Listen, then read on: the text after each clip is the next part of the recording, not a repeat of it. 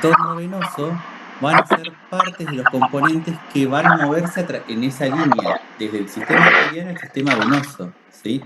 Mayor resistencia que vos le pongas al sistema venoso, mayor venoconstricción y mayor retorno venoso hacia el sistema de la aurícula derecha, ¿sí?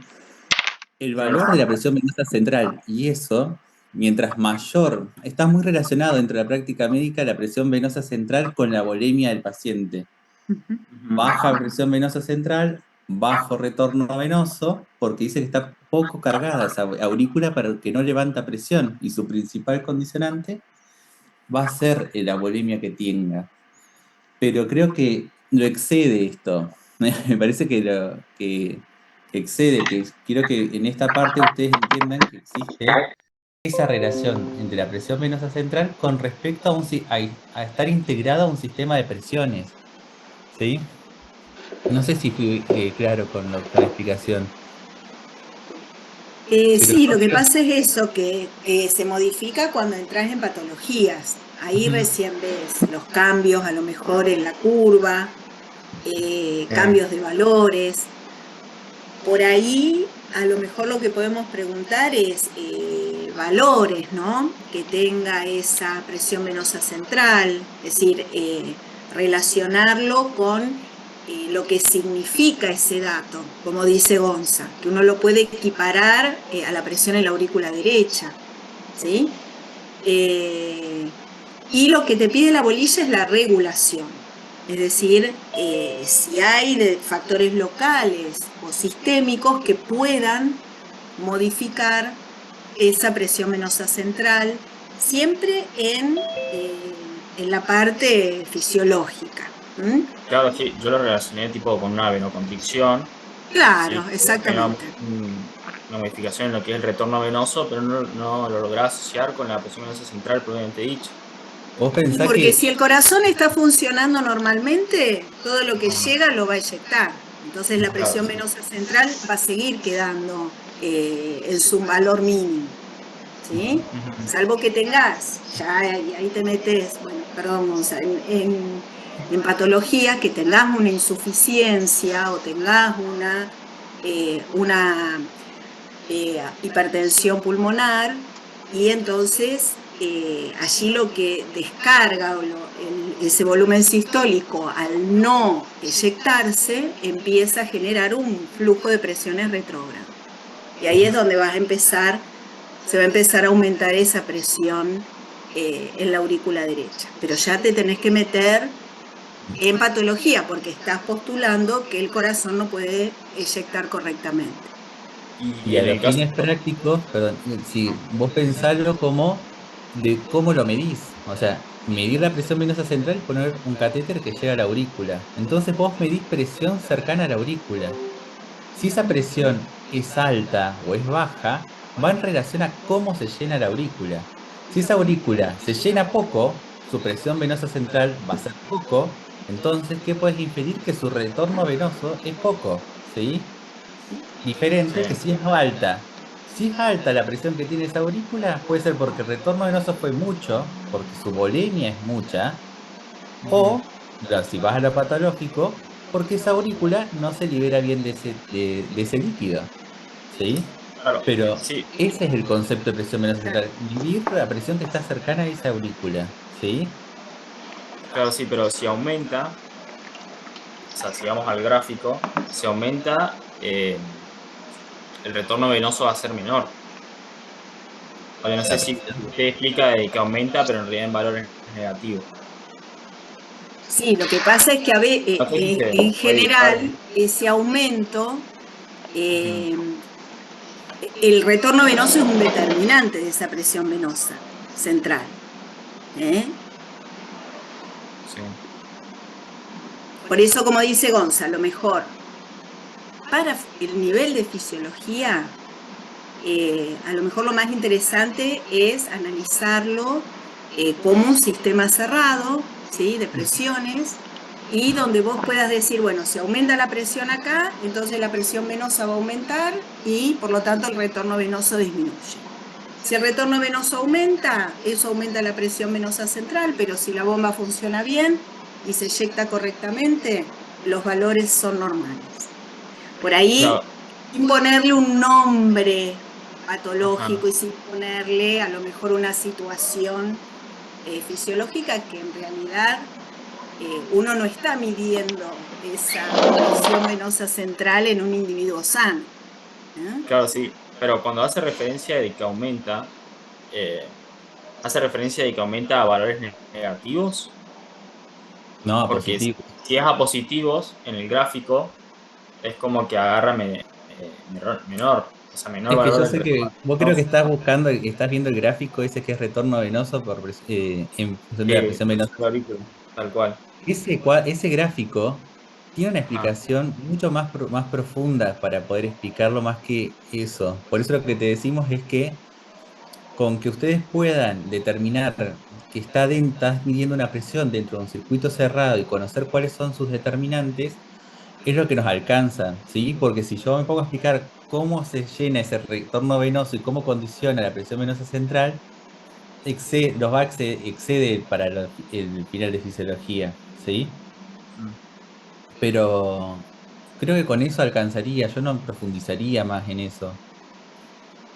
O sea, ¿en qué me quedaría? Que un aumento de retorno eh, produce un En aumento de la conocer los presión central. determinantes de la presión venosa central.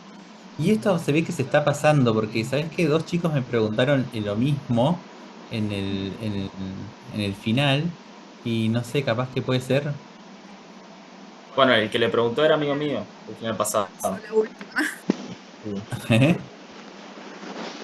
¿Cómo? No, no, que el que le preguntó en el final pasado era amigo mío que también teníamos la misma duda. Ah, me Del- parecía que yo lo había escuchado.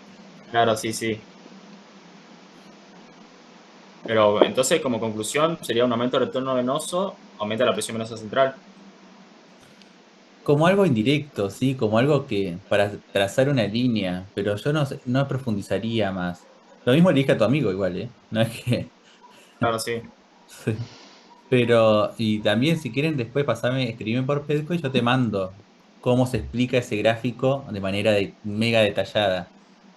Ajá, Pero tiene una explicación mucho más grande y no creo que haga el conocimiento de fisio ahora. está bien. Sí, yo creo que Bueno, por ahí lo gracias. más relevante es poder comparar, si querés, valores de presión arterial y presión venosa en ese circuito. Y si querés comparar esos perfiles de la curva en el lecho arterial y en el lecho venoso. Y cómo se regula, es decir, qué mediadores, nuevamente a lo mismo, qué mediadores van a determinar cambios en esa presión y en esa resistencia. Así que por ahí, como vos decís, proponer una venoconstricción es una situación correcta, por ahí indicar qué mediadores, sobre qué receptores y está bien, pero no profundizar a lo mejor eh, en la modificación de los valores de cada uno de los valles y picos de ese gráfico de presión venosa. Puede por ahí sí es importante a lo mejor distinguir presión sistólica y diastólica, cómo cambian. Pero en el de la venosa central ya la interpretación es mucho más fina y tiene una implicancia ya patológica. ¿Ah? ¿Te Claro, sí, parece? está bien. Bueno, y Gonza te manda más bibliografía. Bueno, Profe, gracias. Sí, esas dos bolillas que hablan de la presión venosa central, sí. es como que hay que hablar del flujo y la resistencia. Entonces ahí también como que podría hablarse de lo de la ley de Ohm, y cómo, por ejemplo, si la Claro, presión sí, venosa sí, sí. central Sí, sí. cambia, alteraría el gradiente de presión, entonces alteraría el flujo y todo eso. ¿Está bien si vamos por ahí? Exacto, sí, sí, sí, sí. Por eso lo pueden, eh, para encararlo de forma más sistémica, más global, con la ley de Ohm está perfecto, Ujú. ¿sí? Y eso Y le va a ahí por ahí permitir perdón, se ven los determinantes y como vuelvo a repetir, postular regulaciones. ¿Mm? piénsenlo desde un circuito cerrado, de un circuito cerrado con una dinámica de fluidos y con diferencias de presiones generadas por las cámaras cardíacas. con ese abordaje es un abordaje bastante integral y que ustedes pueden hablar de un montón de cosas, ¿sí? Y no ser la presión venosa central como el eje de su discusión, o sea, de su argumentación, sino que pueden hablar desde un sistema integrado de presiones en el cual tiene diferentes compartimientos, o sea, tiene diferentes estructuras, diferentes regulaciones, presiones que se manejan diferentes. Entonces eso te da un enfoque mucho más integrado a que vos puedas decir que la presión venosa central es la presión en la aurícula y que nada, que son algunos condicionantes. Partirlo desde un enfoque un poco más alejado, capaz que te ayuda un poco mejor. Profe, Oh, la concha de la lora. o sea, Sí, Lucas. ¿se escucha? Ah, sí. Sí. No sé si por ahí sirve. Yo también tuve problemas con esa bolilla, pero no sé si sirve, pero yo traté de enfocarlo primero definiendo lo que es, digamos, flujo sanguíneo, hacer por ahí la división entre por ahí un fluido laminar, un fluido real y un fluido ideal, o sea, empezar ya a integrar esos temas, hacer como algo más general y después irme a lo que es la parte arterial y después terminar con la parte venosa, porque si no se me hacía como que lo mezclaba mucho, o sea, no sé si sirve porque desde la parte arterial hay para hablar un montón de cosas, presión de pulso, presión sistólica, presión diastólica, se puede hablar de un montón de cosas, de conceptos. Entonces, por lo menos si sirve como para organizarse o si está bien organizarlo de esa manera, encararlo desde ahí, desde el concepto de lo que es un flujo y qué implica un flujo en sí, qué características va a tener el flujo en sí, cómo va a estar dado en lo que es toda la parte arterial, cómo va a estar implicado en lo que es la parte venosa, y ahí bueno, sí, por ahí hacer la diferencia entre las presiones de las cámaras sobre todo, pero no sé si está bien encararlo desde la manera, digamos, organizativa de Perfecto. esa manera. Sí, Sí, sí, pero está guarda perfecto. con en el en la parte 21 sí, hablarlo de esa manera sí, pero si Es hablas de que, la otra, que dice regulación periférica total, impacto en la presión venosa, y si vas a hablar ahí de fluidos y demás, capaz que ahí te vas un poco más del tema, pero en la primera, en la 21 sí, creo. no, sí, era esa la 21. Ah, Bien. buenísimo. Me quedo más tranquilo porque Sí, mil sí, vueltas. sí, sí. A ver, al ser un circuito cerrado pueden empezar por donde quieran, ¿sí? Pueden empezar desde los capilares, pueden empezar del corazón, pero bueno, en esa bolilla por ahí donde vamos a ir a apuntar nosotros es por ahí al sistema arterial, y la relación del flujo con la presión arterial bueno, y la curva y valores y los distintos tipos de presión que uno define en la práctica, ¿no? Y relacionarlos con el laboratorio, ¿sí? En donde uno cómo se mide la presión, qué es la presión de pulso, ta, ta, ta. Y bueno, después por ahí puntualmente algún concepto sobre la parte venosa, ¿sí? Eh, pero bueno, a lo mejor la parte arterial en esa 21 es por ahí importante, ¿está?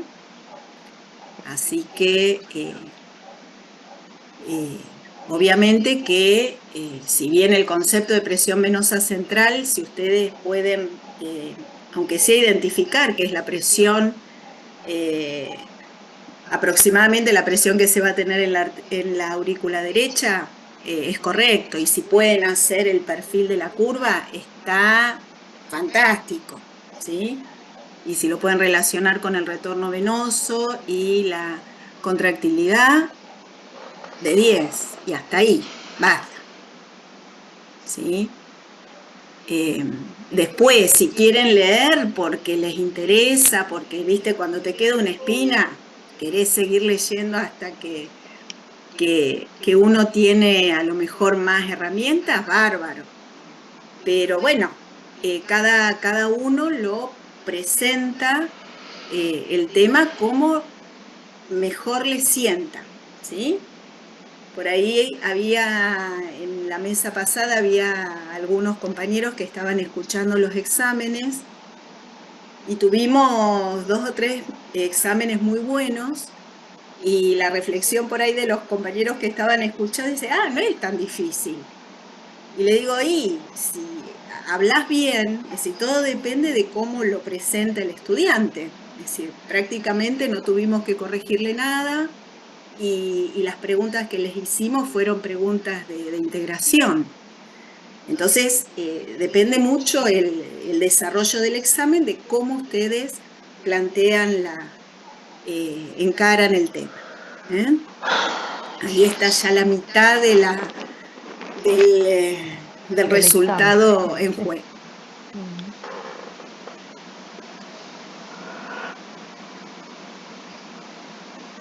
Bien. Profe, yo tengo una duda. El martes me tocó la bolilla de regulación de la glucemia en el ejercicio y me generó... ¿Regulación de la glucemia? Neuroendocrina en el ejercicio. Sí. Y nada, comencé a hablar de la glucemia, de la insulina y el glucagón, y me dijeron que no vaya tanto a lo metabólico, que vaya más a lo nervioso. Y me enfoqué en el sistema nervioso simpático, la liberación de adrenalina, pero me dijeron que vuelva como más atrás. Y estoy buscando información y no sé qué sería más atrás, no sabría cómo arrancar, digamos, explicar lo nervioso como esa predicción. Salió un montón esa bolilla, ¿no? O sea, nosotros con Silvia tomamos a dos estudiantes que habían sacado esa, sí, yo también y a vos no te tomé, así que a vos también te salió. Bueno, a lo mejor sí, para ir, hay muchos aspectos en los que se puede enfocar esta bolilla. Pero lo que tienen que tener en cuenta es la evolución temporal de la situación, del ejercicio. Y la bolilla decía regulación neuroendocrina durante el ejercicio aeróbico, ¿sí?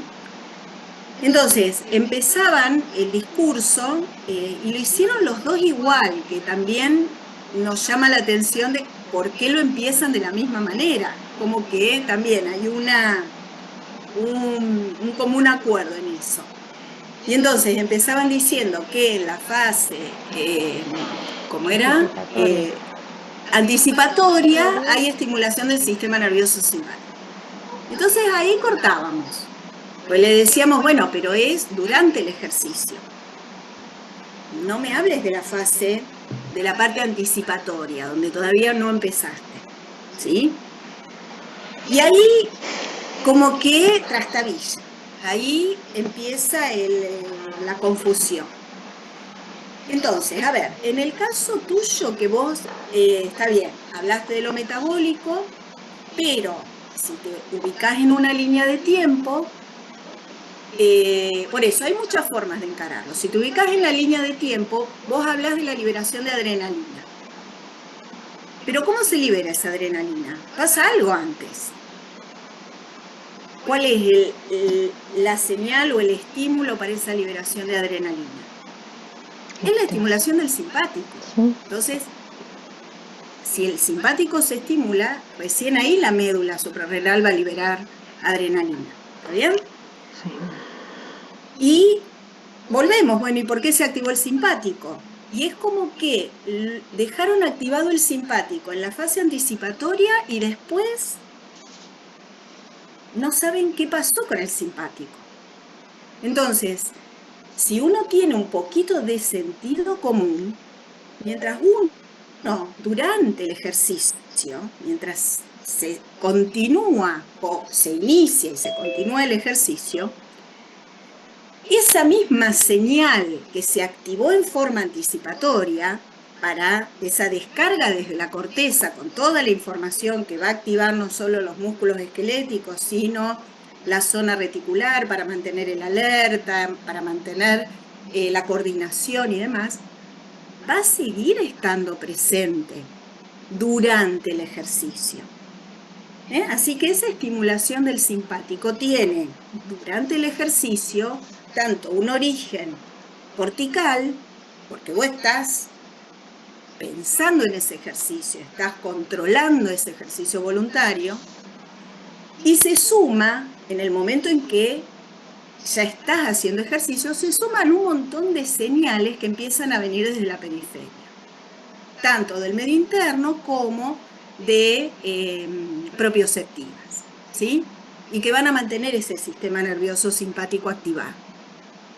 Pero a ver, es algo de sentido común y es como que se quedaron paralizados cuando les planteamos que era durante el ejercicio, ¿sí?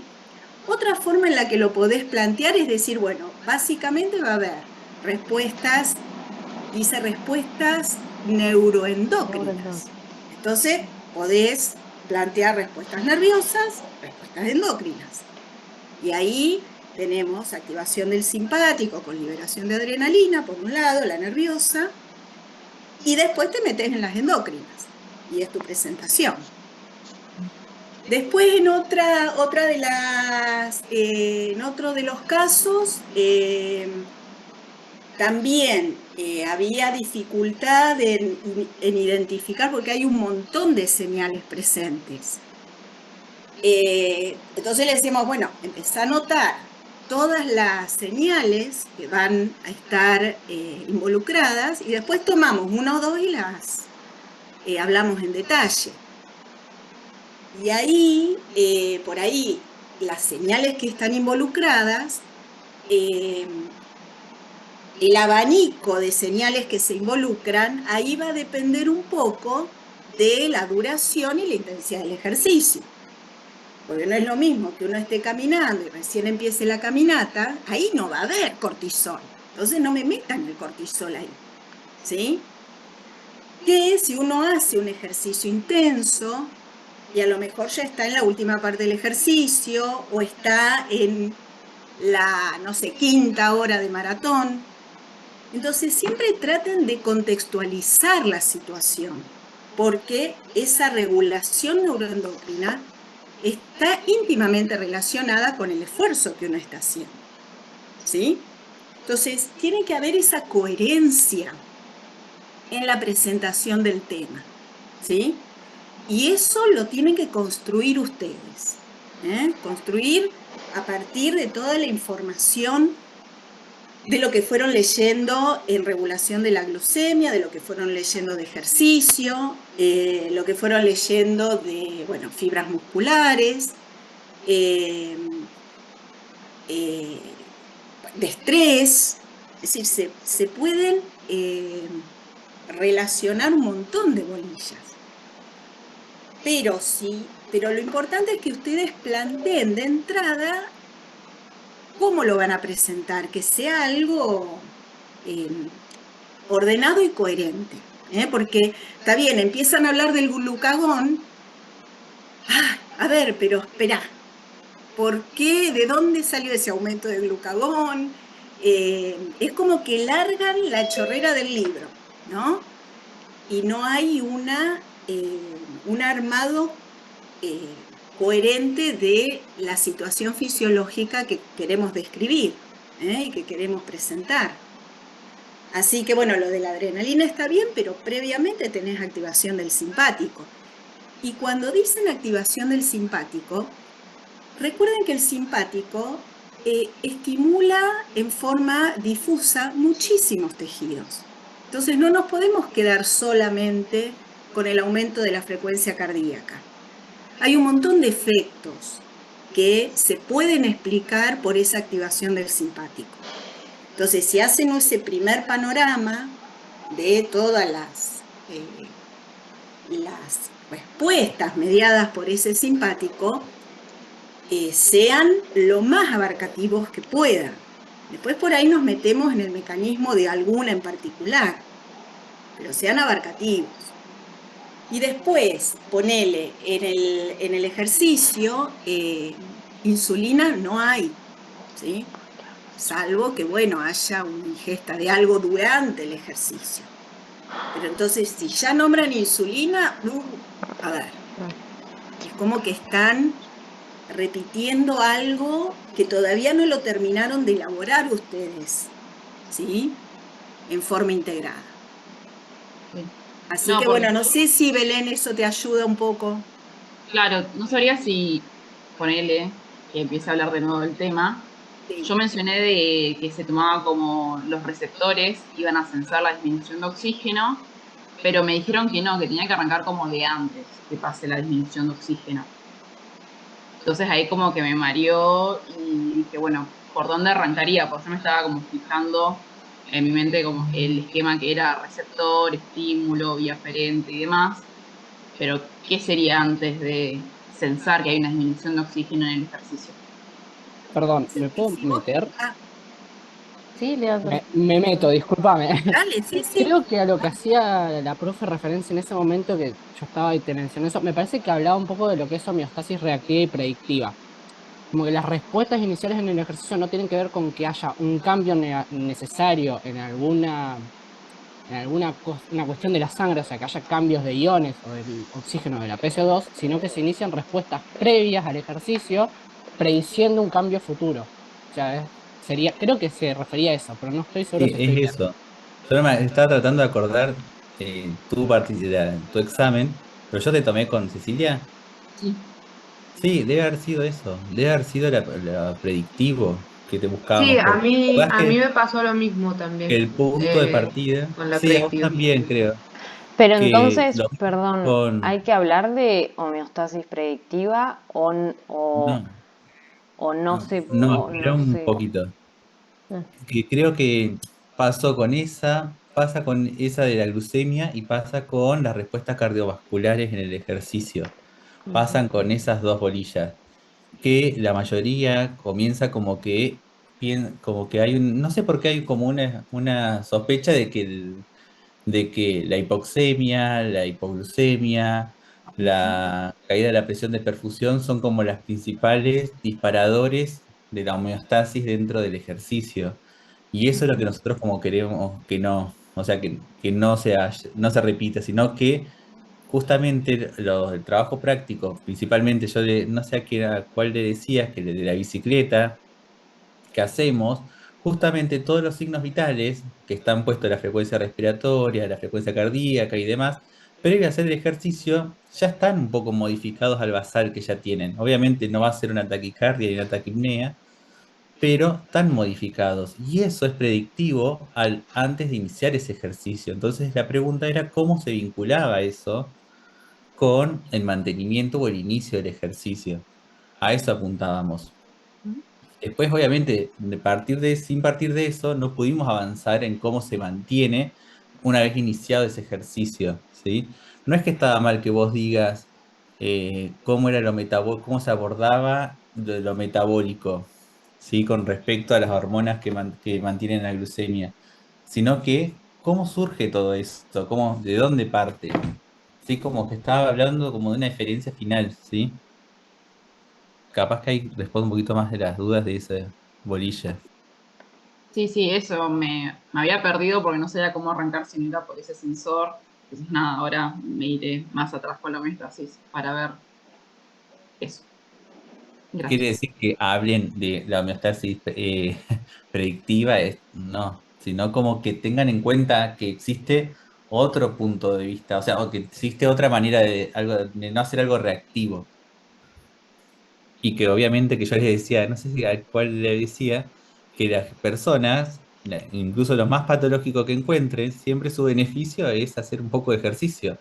Entonces esas personas no buscan, no les pasa una hipoglucemia, a menos que sea algo más, más grande, ¿no? Pero no tienen hipoglucemia para poder regular su glucemia durante una salida a caminar, ¿sí? Sino que ya está previamente activado eso.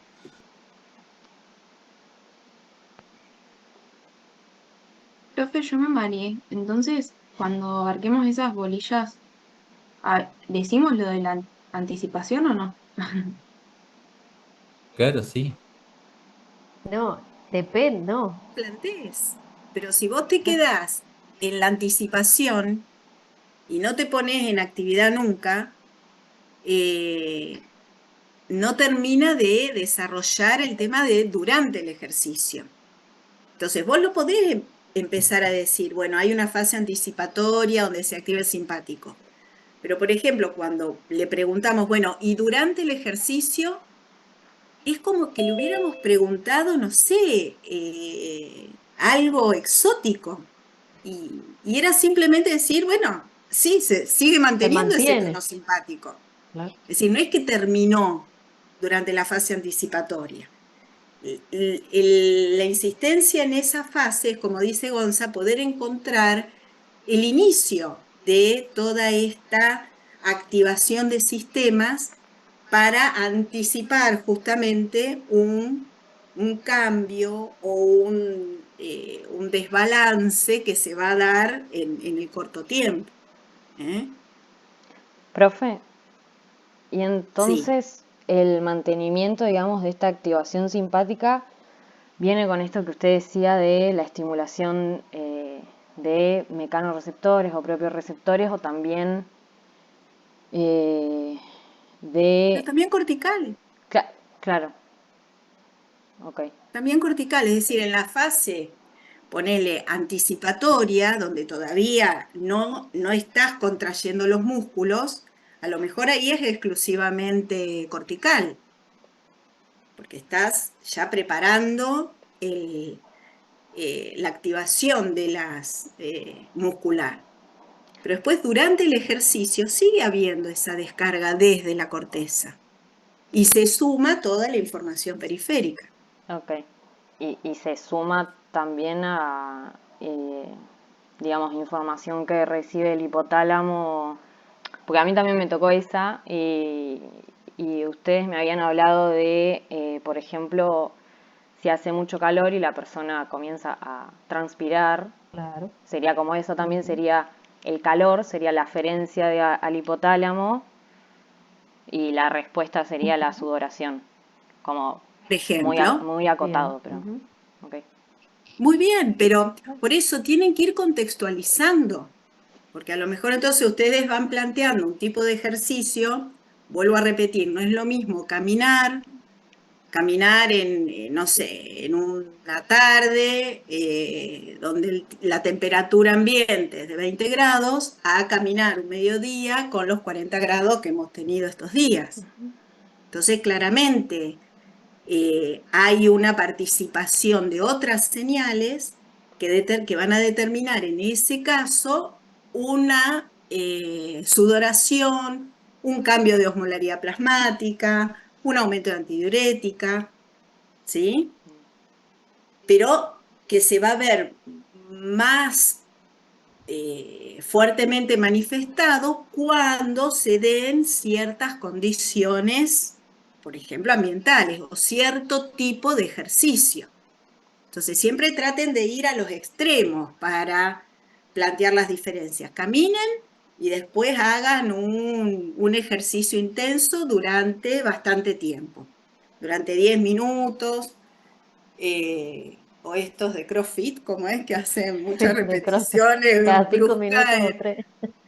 Y bueno, si alguno de ustedes practica eso o bueno, tiene un conocido y demás, bueno, elaboren esas hipótesis. Bueno, ¿qué es lo que cambia cuando camino o cuando hago un ejercicio de CrossFit? Y bueno, van a ver que son respuestas distintas y todo es ejercicio aeróbico, pero es como que se van activando distintos sistemas secundarios a distintas señales que van apareciendo en ese medio interno. Y Y otra, eso es por ahí lo que tienen que reconocer. otra pregunta, porque Sí, dijiste esto de que, bueno, si nombramos que hay activación del simpático, nombrar, sí, digamos, lo extenso y hasta dónde llega toda esa activación.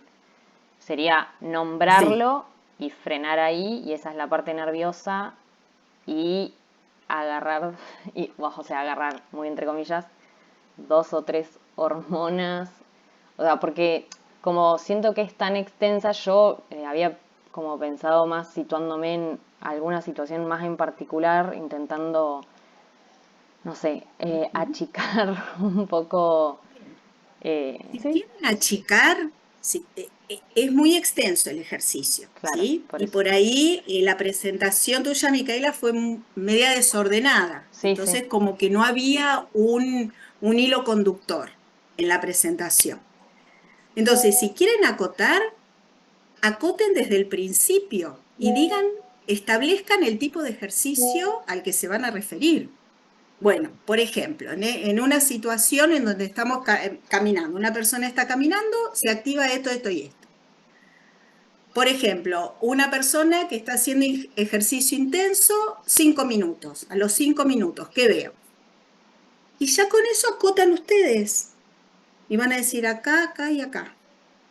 Lo Claro, que podemos profe, es preguntarles como, nosotros es, y bueno, perdón, y si la intensidad del ejercicio es menor, ¿vas a ver todas esa misma respuesta o va a haber algo que no va a haber? Ujú. Y si esa Además, Eli, persona está en un ambiente caluroso, va a haber más de una que de otra, como para ir dándole más peso a algunas de las respuestas que otras. ¿Se entiende, Micaela? sí, sí, sí. O plantear un eje teórico, como decíamos recién con Belén, decir, bueno, la respuesta nerviosa implica activación del simpático con todos los efectores que van a ser el corazón, el respiratorio, el renal, músculo, vasos sanguíneos, etcétera, y el endocrino, en donde vamos a tener tal hormona, tal hormona, tal hormona, tal. O te vas en una línea de tiempo. Y ahí ves predictivo, empieza el ejercicio a los 30 segundos, al minuto, a los 5 minutos. Pero es claro, profe, dinámico o sea, esto. se podría abordar desde las dos formas, dando un caso puntual, Claro.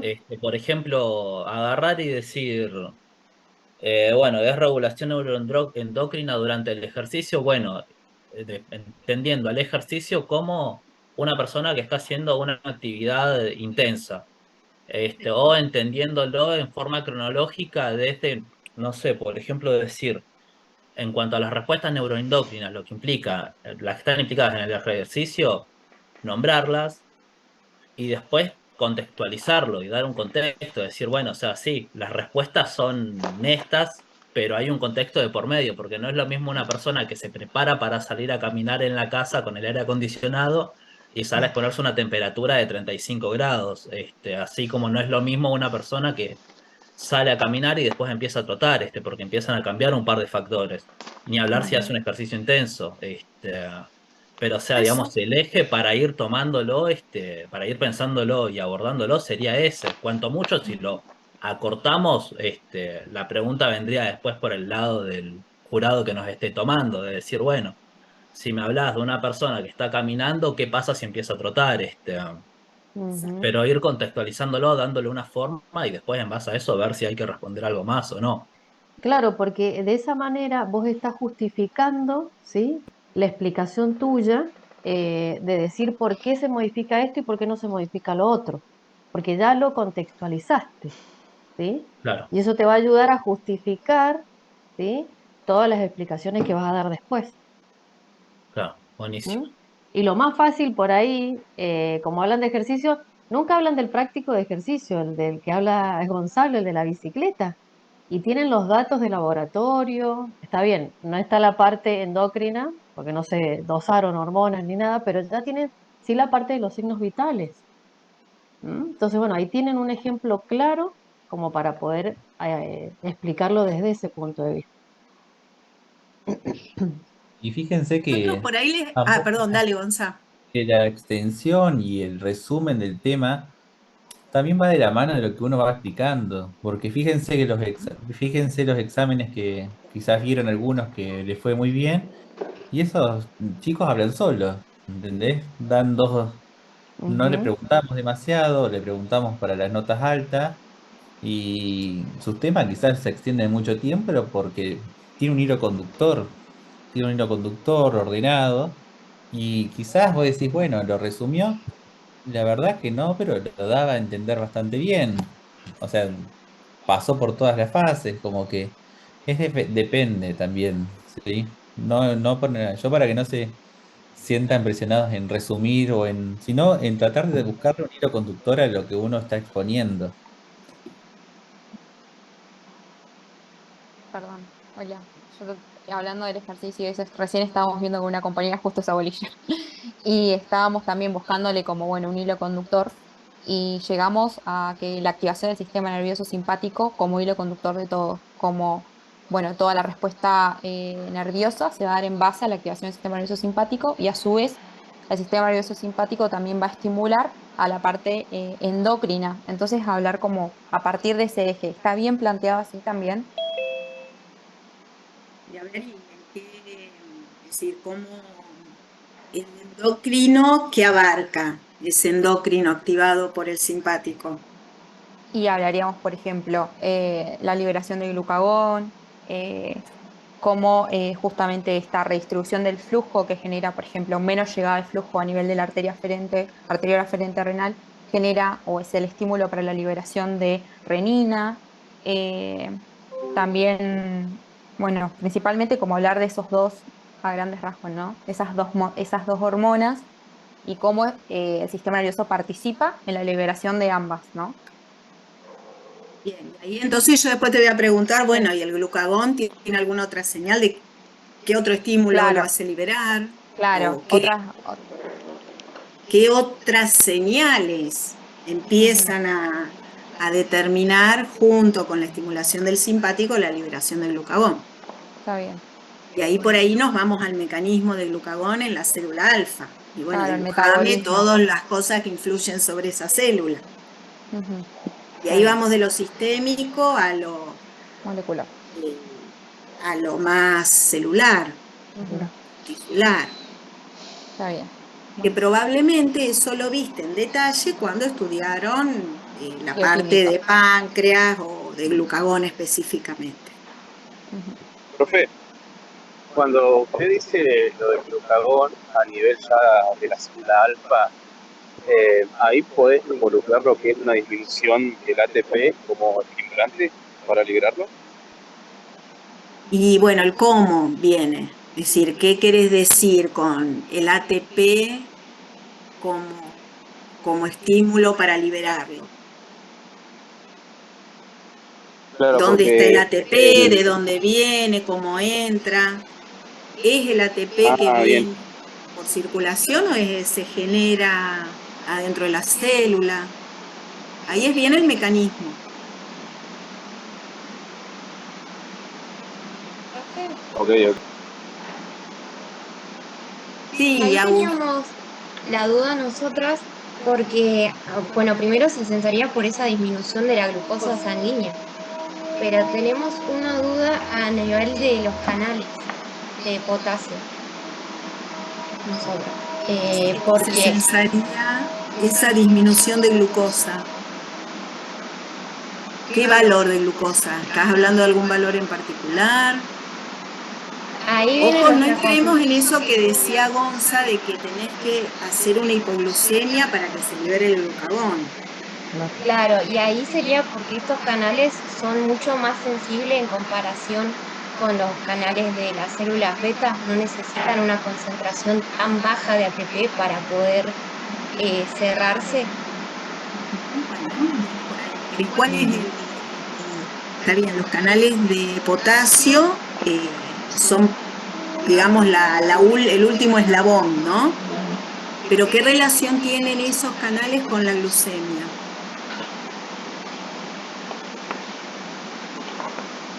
O sea, lo que entendimos nosotros que como hay una baja de glucosa, cuando ingresa esta glucosa a las células, eh, a Ay, las no se células escucha. alfa, ¿no se escucha?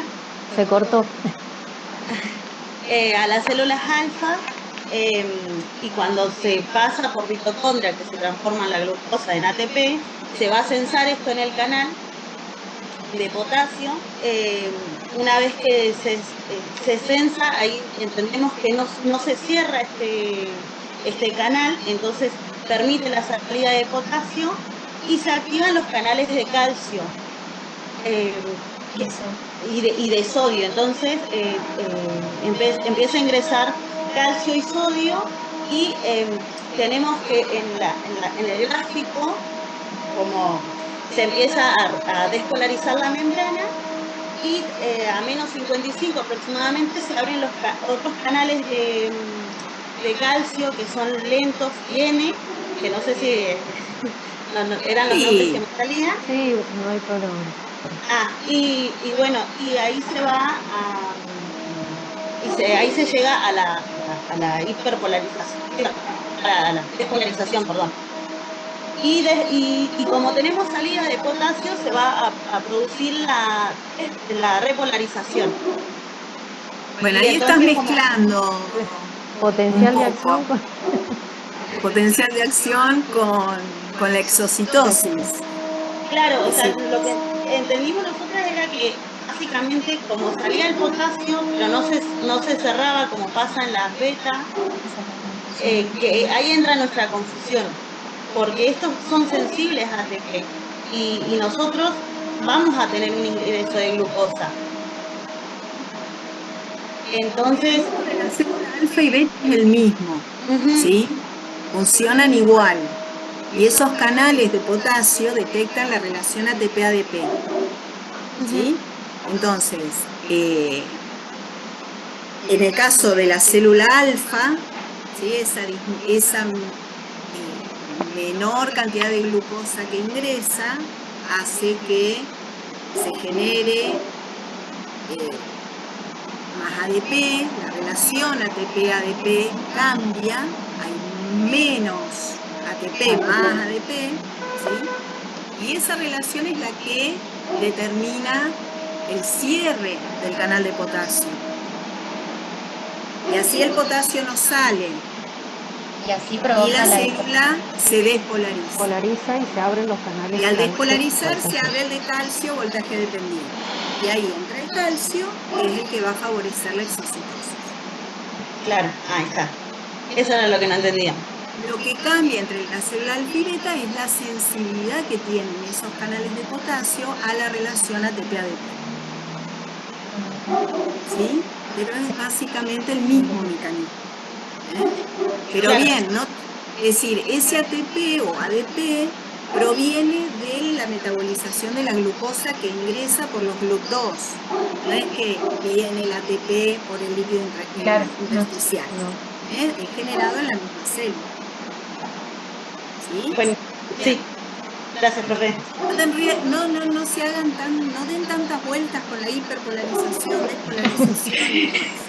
Es que la buscamos como para entender el por qué se abrían los canales, pero bueno, ahí es donde entró nuestra duda, en realidad. Primero hay una despolarización mediada por esos canales de potasio ATP-ADP dependientes y después se abren los de calcio voltaje dependiente. Bien.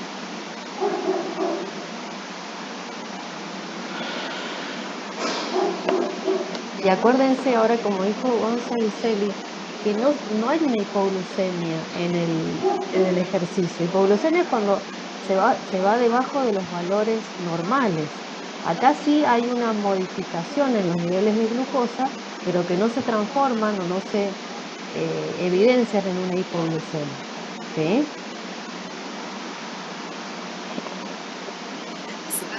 Que vaya ingresando menos glucosa a la célula alfa, se va a ir liberando cada Liberando vez más más glucosa. glucagón. Claro. Y ese glucagón es el que sobre los órganos efectores va a permitir que haya un Disponibilidad de menor glucosa. consumo por los tejidos periféricos o una liberación de glucosa por parte del hígado y de ácidos grasos por parte del tejido adiposo.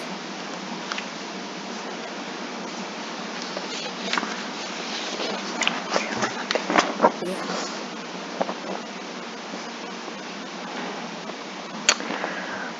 Profe, yo tengo una duda. En relación a lo... ¿Se escucha bien ahí? Sí. Ujú.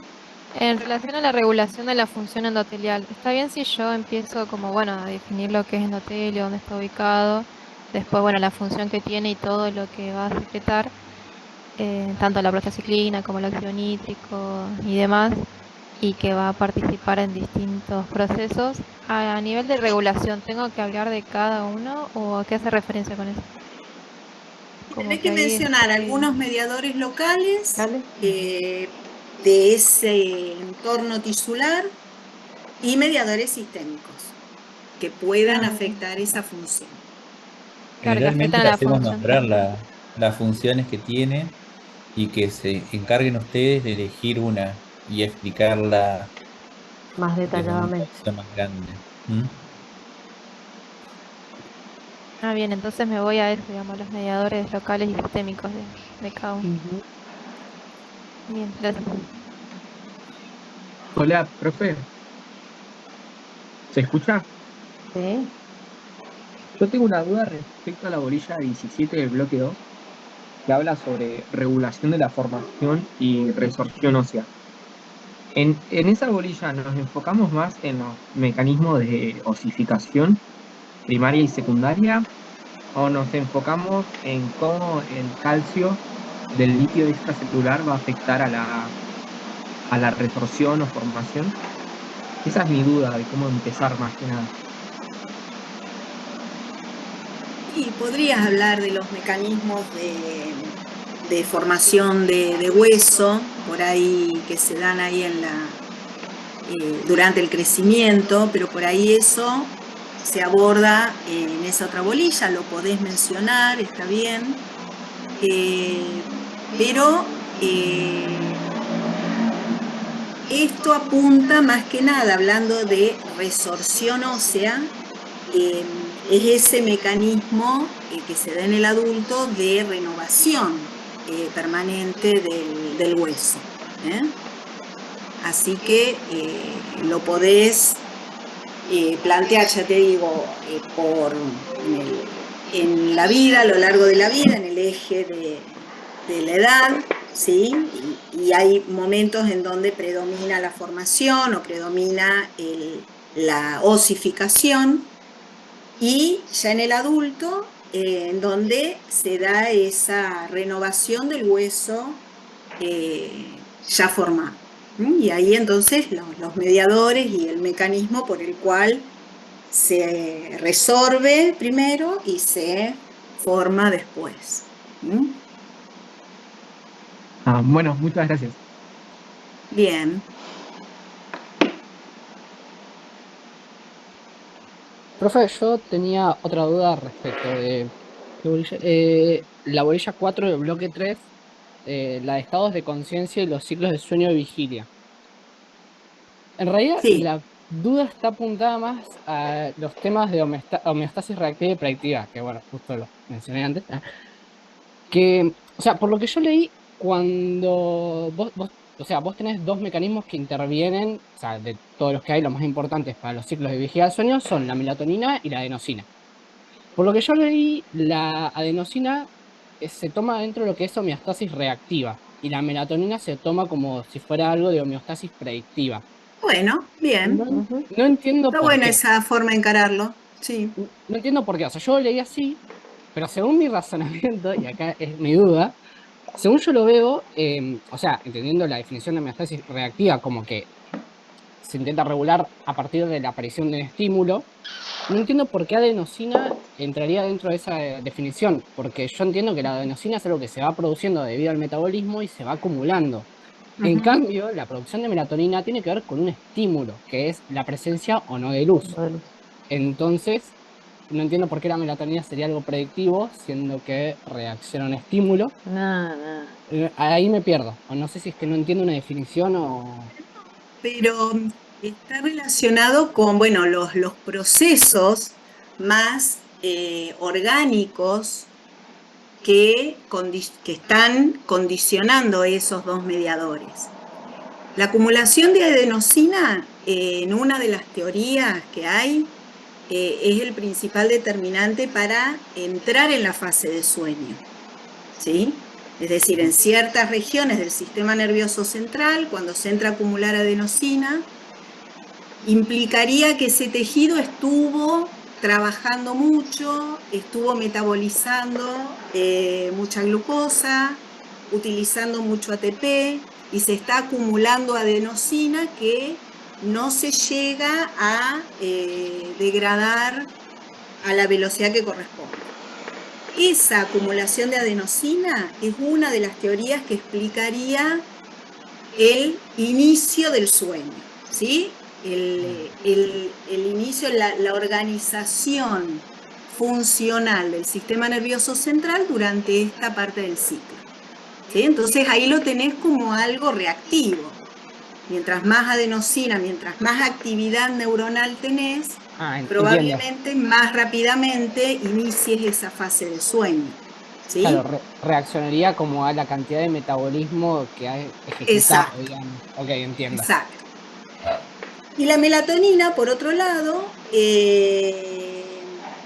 es una hormona que se libera, ¿sí? Cuando empieza a disminuir la intensidad de la luz del ambiente y tiene efectos sobre todos los tejidos y prepara, de alguna manera, es decir, otra vez explicación teleológica, que es lo que no queremos que tengan, pero es como que prepara los tejidos para el funcionamiento durante esa fase de sueño. Claro, sincroniza el reloj, digamos. Claro, se sincroniza con el ambiente. Y teóricamente, en esa sincronización, durante la fase nocturna, eso es lo que traemos en nuestros genes, durante la fase nocturna, el ser humano duerme, el ser humano descansa. Entonces la melatonina lo que acomoda o lo que promueve es la expresión génica o la exposición de receptores y de canales en los distintos tejidos para acomodar el funcionamiento de ese tejido al periodo de sueño. ¿Sí? Claro, Entonces, sería lo de las proteínas. sería predictivo, porque es decir, prepara el tejido para lo que viene después, que es el sueño. Que por otro lado, ok. la adenosina ya te lo está haciendo trabajar por otro lado. Bien, entiendo. Por eso, es según de dónde lo mires. Si lo ves desde el ciclo vigilia-sueño, podés encontrar esa correlación entre lo predictivo y lo reactivo. Bien, ahí Claro, lo entendí. O sea, no sé si se escucha. ¿Se escucha? Sí. Sí. No sé si terminé de entender bien esa parte. Entonces, también siguiendo un hilo que tenga, digamos, cierto sentido también. Claro, tiene sentido entonces decir el tema de que la vinculación de la mastasis reactiva con la síntesis, la adenosina, que se sabe que es diurna y que se va acumulando durante todo el día y que justamente que coincide y que responda con la fase, digamos, con la fase no, con el horario nocturno sería que empieza a disminuir la luz solar y que justamente eso estimula también todo lo que es la parte de la melatonina. O sea, imaginándomelo como para darle un sentido, se podría decir muy coloquialmente, muy a lo criollo, decir como que bueno, que coinciden en tiempo y espacio y se potencian y te da un sentido también a esto de decirte que bueno, que por la noche hay que descansar y tiene su fundamento, su sostén fisiológico, que sería este. O sea, iría por ahí, ¿no? Fisiológico y evolutivo. Mucho la parte evolutiva de cómo estamos relacionados con nuestro ambiente, ¿sí? Y que somos de actividad diurna. Por eso, mientras haya luz en el ambiente en donde estamos, vamos a estar alertas, vamos a tener mucha actividad neuronal, vamos a estar atentos, nos vamos a estar moviendo, vamos a estar buscando alimento, y todo eso hace que se acumule progresivamente más adenosina en determinadas regiones del sistema nervioso central. Llegado un momento de acumulación, eso empieza a revertir o inicia, ¿sí?, los cambios de actividad central que van a derivar en la instalación del sueño, ¿sí? Igualmente uno, es decir, a veces por ahí uno, en algún momento por ahí lo explicaban simplemente con la cuestión ambiental y la sincronización del horario, pero eso no explica por qué uno puede dormir durante el día, si quiere, ¿sí? Porque si es exclusivamente por algo del ambiente y tiene que ser de noche para que entremos en sueño, faltaría otra explicación, ¿no? De por qué se Sí, puede pero ahí dormir de día. implicancia de Y otras bueno, si hormonas. estuviste con mucha actividad nerviosa, neuronal, actividad física y demás, por ahí, no importa el horario, caes dormido, ¿sí? Entonces, bueno, ahí son también distintos niveles de participación y de control en el sistema nervioso central. Y ahí tiene que ver lo de los cronotipos también. O sea, También, individuales. también, y bueno, y en el cronotipo vamos a tener cuestiones de herencia, cuestiones epigenéticas, cuestiones del lugar donde estamos, sociales, culturales, alimenticias. Y ahí si por ahí uno puede hablar, es decir, relacionar todas estas variables, ahí ya lo estamos comprendiendo al ser humano como un ser psicobiosocial, ¿no? Donde todos esos componentes tienen influencia en lo que somos y en lo que hacemos. Ahí queremos llegar. En esa bolilla Sí. también se podría tener en cuenta la participación de los sistemas difusos, en la parte de vigilia, cuando nombras el sistema Claro, si estás coordinativo. en conciencia, sí. Bien, claro, porque te dice estados de conciencia la bolilla. Exacto. Sí, sí, sí. No sé si hay otra bolilla con... está bien, sueño vigilia. No, no, está bien. Durante la vigilia están los sistemas reticulares activos. Y durante el sueño, bueno, eso está inhibido, pero hay ciertas regiones del sistema nervioso central que están metabólicamente activas y que se evidencian en el encefalograma. Entonces no es que el sueño es una falta de actividad neuronal, es una etapa activa, pues tiene un funcionamiento propio y característico. Bien, bueno, bien. Profe, y me genera duda, creo que en el teórico lo hablaban, pero ahora no lo recuerdo bien, ¿qué pasa en el envejecimiento con respecto al sueño? ¿Lo que se afecta es la melatonina o la adenosina? Y todo, todo. Todo. Es decir, Mm. ahí en el envejecimiento vas teniendo que hay un menor recambio de las proteínas en general. Entonces todos los procesos de comunicación que impliquen estas proteínas van a estar enlentecidos. Y eso se manifiesta en los distintos órganos y sistemas de distintas maneras. Y a nivel del sueño es una de las variables que se afectan. Se duerme menos, pero a lo mejor también porque tienen menos actividad, ¿sí? Eso hoy en día ya está, por ahí ya hay una concordancia distinta entre la edad cronológica y la biológica, que por ahí uno también eso lo define cuando habla de envejecimiento, ¿no? Pero bueno, Bien, gracias, profe. el evento central es esa alteración de proteínas, de lípidos de membrana, estrés oxidativo y demás. Bien. Ah, bien, bien, bien.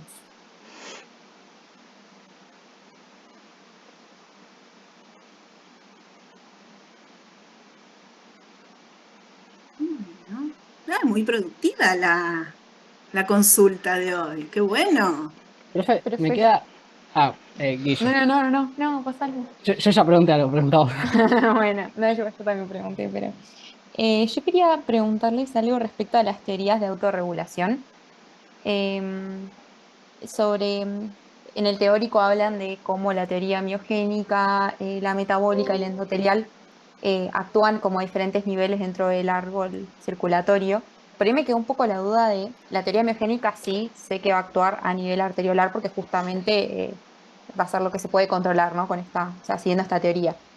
Pero respecto a la teoría endotelial, ¿va a actuar más bien a nivel capilar, digamos? ¿O por ahí a qué nivel del árbol circulatorio? Porque había una imagen, pero como que no se ve bien, en donde más o menos explica a qué nivel del árbol actúa cada teoría. Por eso era ¿Qué mi sería pregunta. la endotelial? La del Shear 3, la que habla sobre el Shear 3. Sí, no, esa está en general en En toda general, en la todo. extensión de la arteriola. ¿sí? está bien. Y tenés que la metabólica, es decir, la producción de los metabolitos locales, esa es más hacia ya la entrada al tejido, ¿sí? Más Claro. cerca de los capilares. En Cerca de ese los capilares. lugar son particularmente sensibles a todos estos metabolitos que se producen en el tejido. Ujú. Un poquito más distante, la acción miogénica. Miogénica. Y a la entrada del tejido, digamos, o más lejos del capilar, serían los sistémicos, como la adrenalina Bien, buenísimo. o noradrenalina.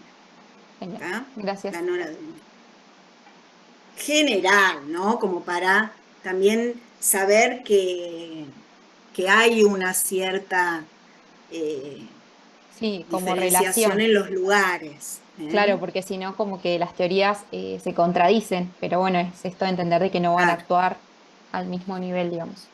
Bien, exacto. gracias.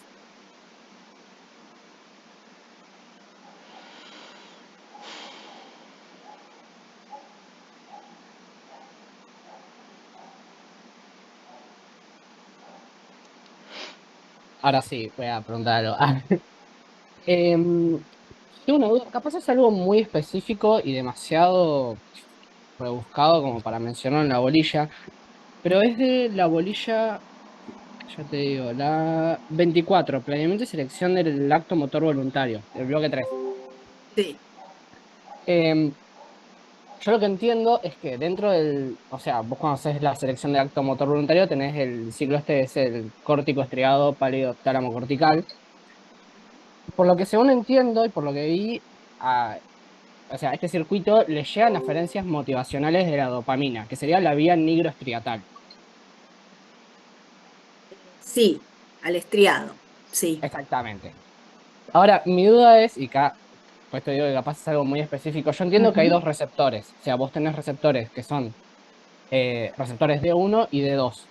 ujú. No entiendo cuándo es que se activan unos o los otros, pero no sé si es importante, o sea, yo capaz es algo muy específico. Sí, tenés que tener en cuenta que en ese estriado es como que hay caminos o circuitos que se van armando de acuerdo a las experiencias motoras que vas teniendo, ¿sí? Claro. Entonces, cuando se genera el planeamiento, ahí te falta la fase de planeamiento que se da principalmente en la corteza prefrontal, ¿sí? Que ahí es Sí. donde llegan influencias de la parte posterior y las influencias de la periferia, se integra todo en esa, la parte emocional y demás, hace toda una integración en la corteza prefrontal y de Claro. allí va la inervación hacia el estriado, ¿tá? Y se Y sería activan un como, montón de neuronas, ¿sí? Pero solamente algunos grupos neuronales van a ser los que generen el acto motor que vos planificaste, ¿sí? Entonces, todas las células van a tener receptores de 1 y de 2, pero en realidad lo que hace que se activen más algunas que otras es la información que viene desde esa corteza prefrontal que le da el estímulo glutamatérgico. Y sí, entonces, las que esa dopamina, acordate también que la dopamina tiene una acción difusa, no es que tiene una, una sinapsis perfectamente determinada. Hay todo un claro. trabajo práctico, ¿sí? Sobre la dopamina y la acción sobre estas células espinosas. Entonces, esa dopamina está presente sobre ambos receptores, pero en realidad lo que determina que se active el D1 o el D2 es todo el contexto de neurotransmisores que viene traído desde la corteza prefrontal a través del glutamato, ¿sí? Ok, Y entiendo. eso porque es acción simultánea de varios neurotransmisores y teniendo a la dopamina como un modulador. Claro. no como un neurotransmisor directo. Claro, no es ¿sí? el que hace específicamente la acción, sino que va modulando, haciendo modificaciones. Modula. Y además, esos receptores por ahí no están en el extremo de la espina, sino están más bien en el cuello. ¿sí? Es decir, tienen también una localización distinta en esa neurona espinosa mediana. Entonces eso hace también que el efecto de esa dopamina tenga que ver con toda una señalización intracelular que después se va a manifestar en que haya más receptores o menos receptores tanto para dopamina como para glutamato. ¿Sí? Es compleja esa interacción, ¿sí?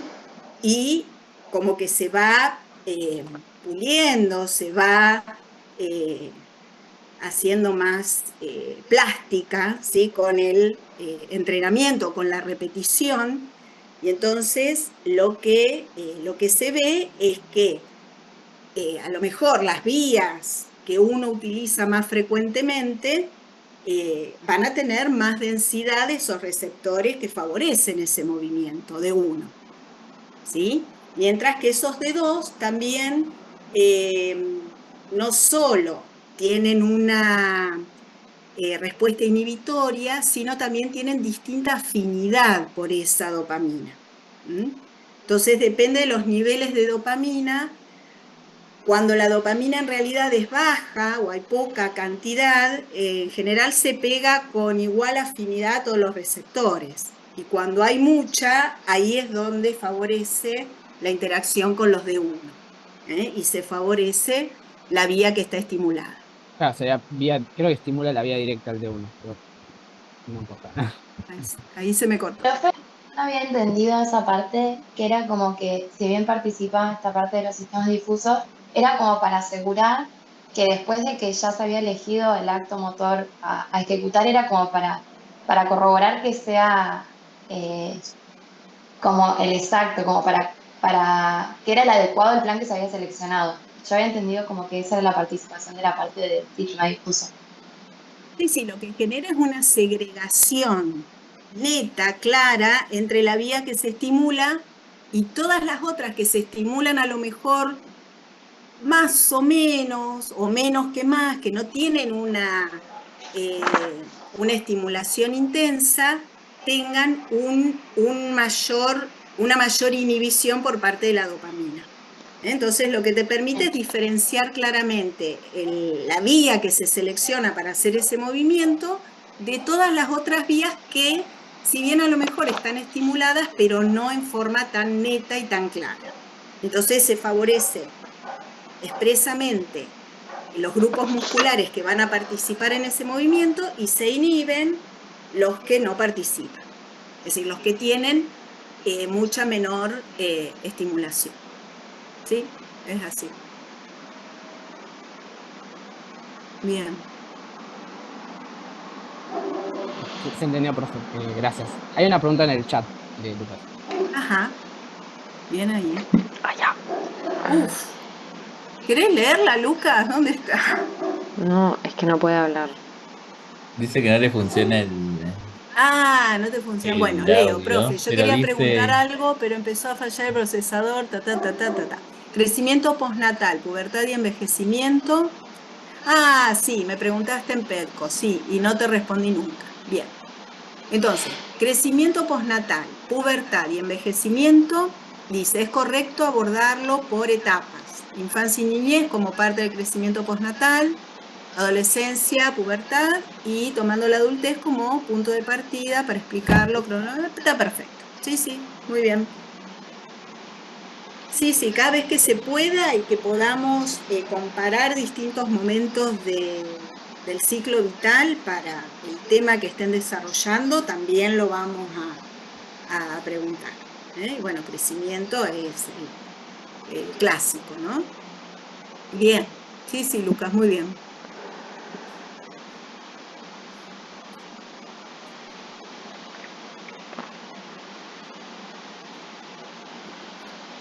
Bueno, ¿algo más?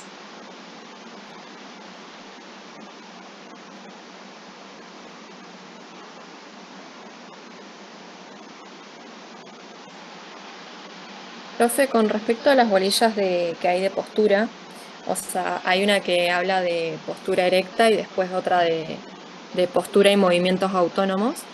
¿Estaría bien arrancando a hablar sobre todo de lo que es tono muscular? Es que sí, sí, O sí, sea, tenés que hablar de eso. sería principalmente eso y después explicar por ahí cómo contribuye lo que es el cerebelo y la corteza en sí, ¿o no? Sí. Tenés que partir del tono muscular como para hablar de postura y después, si querés, le vas agregando los centros superiores. Pero Ah, bien, tiene que estar sí o sí el tono. bien, perfecto, gracias. Y con movimientos autónomos, ¿a qué hace referencia? ¿Al reflejo? ¿Al reflejo que se produce ante, no sé, un desequilibrio de la postura?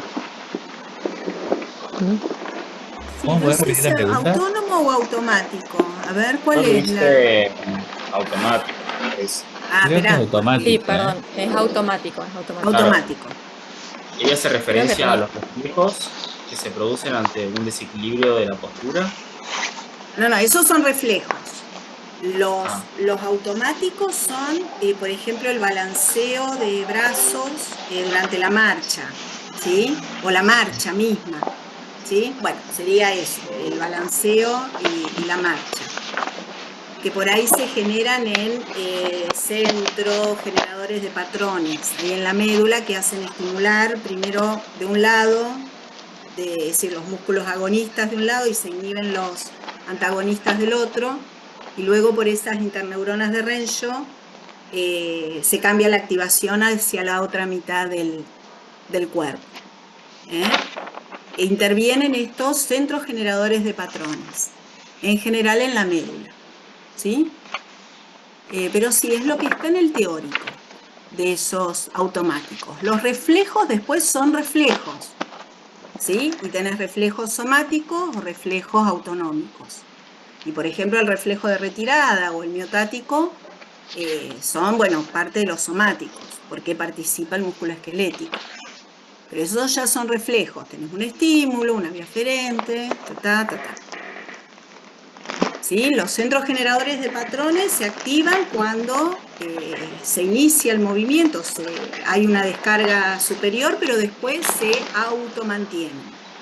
La masticación también es un automático. ¿Viste? Uno empieza voluntariamente y después el movimiento se autoperpetúa por estos centros generadores. buenísimo, gracias.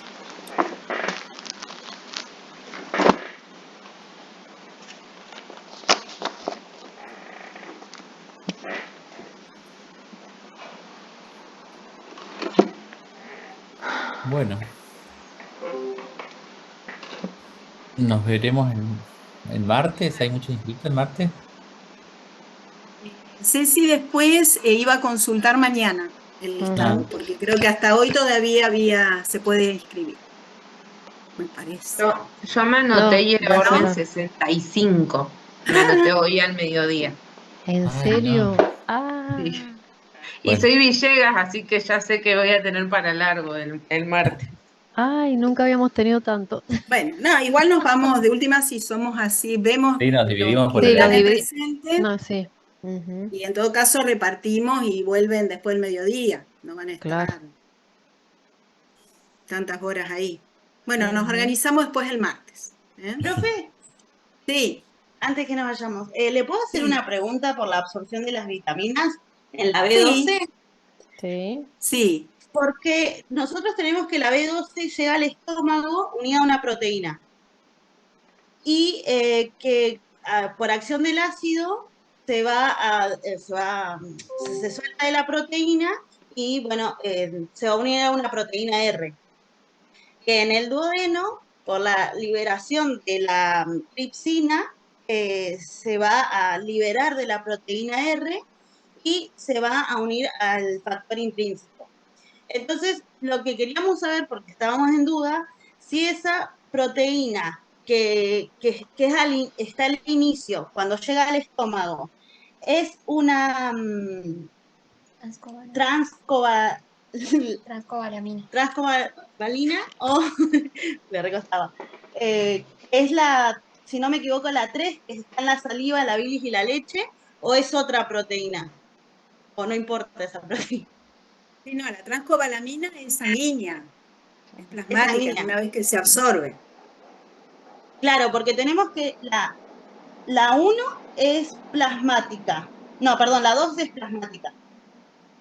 La 1 está en los granulocitos, dice el libro, y la 3 la podemos encontrar en saliva, bilis y leche. Sí, pero bueno, No es tan importante. Ay, voy. no es por ahí, de estas transcobalaminas, la principal en abundancia es la que anda circulando por plasma, ¿sí? Y esa proteína a la cual se une, con la cual ingresa la B12, tiene que ver con el origen, con el alimento. Son proteínas a las cuales está unida por el alimento, de las cuales después se va a disociar y ahí el factor intrínseco reemplaza a esa otra proteína y es importante para después su absorción intestinal. Claro. ¿Sí? Pero no, transcobalamín, bueno, lo leo, a ver esa 3, pero Sí, yo por tampoco. ahí hay como la IgA, hay un componente secretor de la transcobalamina, pero eso que decís vos en la digestión tiene que ver con las proteínas originales que vienen en el alimento que contiene la B12. Claro. ¿Sí? Perfecto. Y después la cuantitativamente importante es la de sangre. Esa. Sí. La de Gracias. plasma. Gracias, profe. Bueno, de nada. Profe, ¿puedo hacer otra consulta? Sí. Hoy con una compañera estuvimos viendo la bolilla de posibles causas de aumento del volumen efectivo circulante y la respuesta sistémica. Bueno. Pudimos desarrollar como la parte de la respuesta, pero al hablar de las posibles causas como que no se nos ocurrían en concreto. O sea, hablamos de un aumento, por ejemplo, de la bulimia, pero no sé si está bien partir de ahí como para ejemplificar y empezar después con la respuesta. Bueno, ante eso te vamos a decir que tenemos hecho un laboratorio. Laboratorio, eso te iba a decir. Hay un laboratorio específico de eso. A ver, ¿te acordás cuál puede ser? No, la verdad que no me acuerdo. Pasa que la cursé virtual y no Bueno, recuerdo eso el porque no laboratorio, la están verdad. viendo los trabajos prácticos, se están olvidando de verlos, ¿sí? Y ahí es donde tienen todos los ejemplos para poder aplicarlos después en las distintas bolillas. Bien. Este era el práctico de concentración y dilución de la orina. Cuando les hacíamos tomar 2 litros de agua antes, a otro no tomar nada y a otro una ingesta normal de agua. ¿Cuál Bueno, sería lo voy a acá? buscar ahí. Ah, bueno.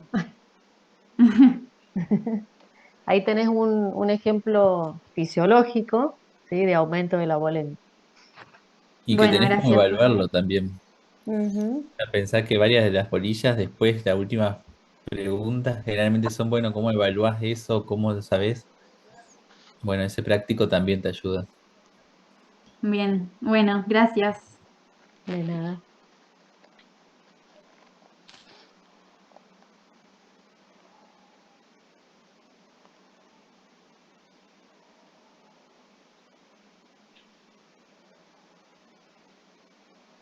Bueno, si no hay más preguntas, Vamos, sí, ya son las finish. 8. Bueno, nos vemos el martes, Nos vemos a el los que vayan martes. a rendir el examen. Bueno, gracias. Chau, Chau. chau. Bueno, gracias. Chao, gracias. Chau.